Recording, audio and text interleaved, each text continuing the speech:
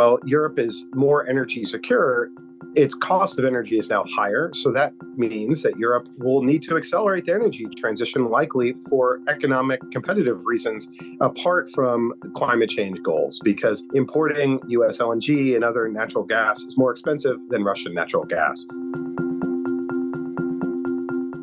Hi, I'm Max Bergmann, Director of the Europe, Russia, and Eurasia Program and the Stewart Center at CSIS.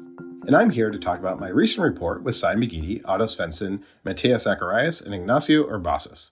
The report is called Power Plays, Europe's Response to the Energy Crisis.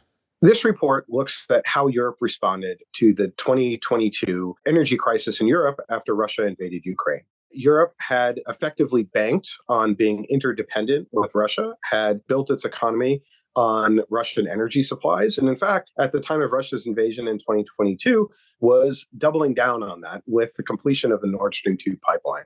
Even prior to Russia's invasion, Russia had throttled gas supplies into Europe, causing gas prices to spike. And ultimately, Europe was largely forced off Russian gas in the fall of 2022 when the Nord Stream 1 and Nord Stream 2 pipelines exploded due to sabotage. That sabotage effectively caused the crisis that everyone in Europe feared, that many European economists thought would bring economic ruin to Europe. What we found in looking at Europe's response to this crisis is that, in fact, Europe adapted. Europe was much more economically resilient than it had given credit for. And through the help from some friends, particularly the United States, through providing liquid natural gas, but also Norway, expanding its gas flows into Europe, but as well as action taken by Europeans in cutting back demand, dramatically expanding renewable energy. What we have seen is that Europe today, more than 2 years later, or roughly 2 years later, is much more energy secure.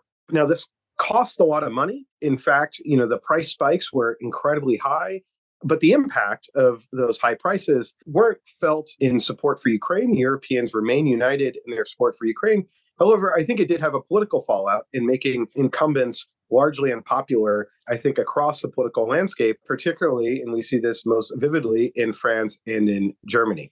Additionally, while Europe is more energy secure, its cost of energy is now higher. So that means that Europe will need to accelerate the energy transition, likely for economic competitive reasons, apart from climate change goals, because importing US LNG and other natural gas is more expensive than Russian natural gas.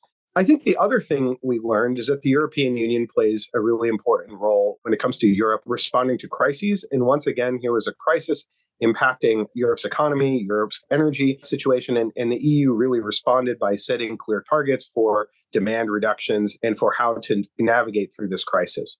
It also points to the need for expanded US-EU energy cooperation.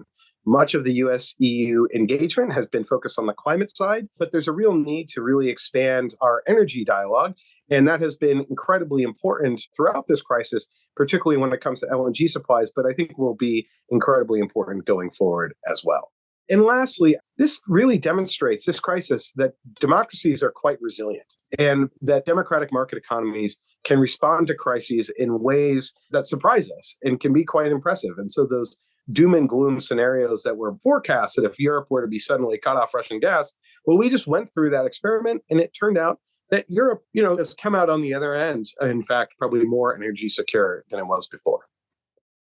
To read the full report, Power Plays, Europe's Response to the Energy Crisis, please visit csis.org.